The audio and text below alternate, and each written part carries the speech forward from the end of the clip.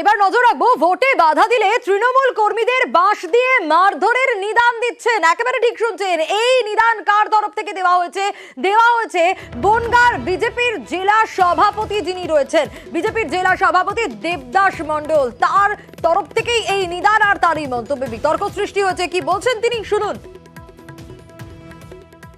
বনগাঁ জেলা তৃণমূল হারবে, এটা নিয়ে কোনো সন্দেহ নেই। বাড়ি বাড়ি গিয়ে বিজেপির কর্মী, বিজেপির পোলিং এজেন্ট, তাদেরকে ঠেট দেওয়া হচ্ছে। বনগাঁ লোকসভার মানুষকে বলবো, মায়েদের, যদি কোনো তৃণমূলের হারমাত গুন্ডা বাহিনী আসে, বাড়ি আপনাদের ঝাঁটা আছে, আপনাদের কাছে রান্না করার খুন্তি আছে, নিয়ে বেরিয়ে এদেরকে বিদায় দেবেন আপনারা। বিজেপির কার্যকর্তা আছে এবং সাধারণ মানুষ আছে, আপনার ভোট দিতে বাধা দিলে 3 হাত লম্বা বাঁশ রেডি করে রাখবেন, ঠ্যাং ভেঙে দেবেন, এদের ঠ্যাং ভেঙে দেবেন। হারমাতদের গ্রামে গ্রামে 3 হাত করে বাঁশ রেডি করে রাখুন।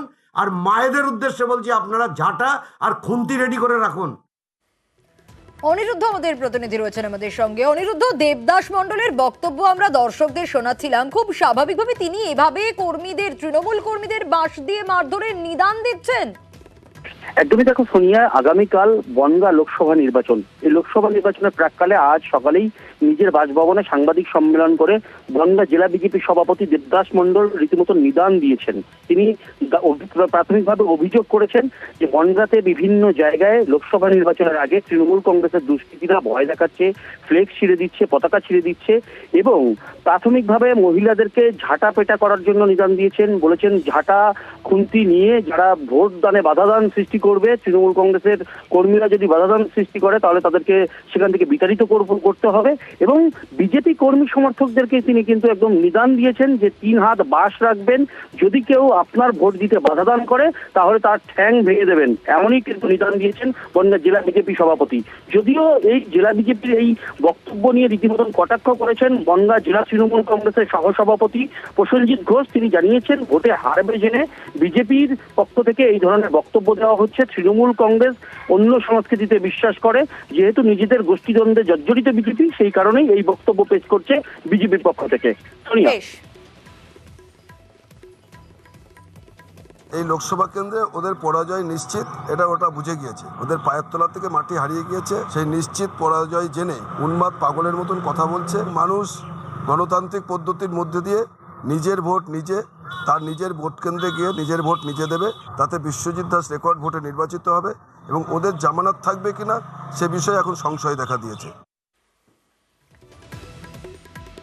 যেখানে আগামীকাল ভোট বনগাঁয়, সেখানে এরকম ভাবে নিদান দিচ্ছেন বিজেপির জেলা সভাপতি বনগাঁর দেবদাস মণ্ডল। কি বলছেন তিনি আপনারা শুনলেন ইতিমধ্যে, যে ভোটে বাধা দিলে তৃণমূল কর্মীদের বাঁশ দিয়ে মারধর করার নিদান।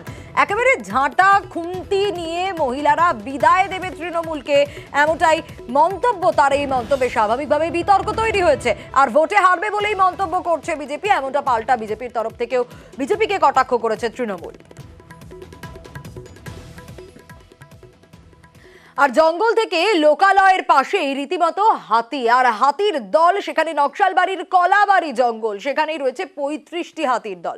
খাবারের খোঁজে যখন তারা বারবার জঙ্গল থেকে লোকালয় হানা দিচ্ছে, তখন হাতির গতিবিধির উপর নজর রাখছে বন দপ্তর। হাতির আতঙ্কে স্বাভাবিকভাবে স্থানীয় যারা রয়েছেন তারা।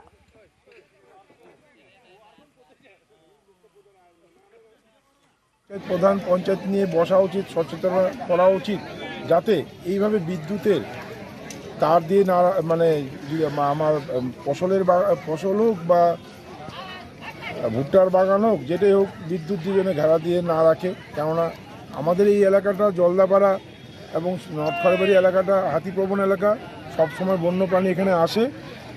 সেটার দিক থেকে আমাদের সচেতনা শিবির একটা করা উচিত মনে করি আমি।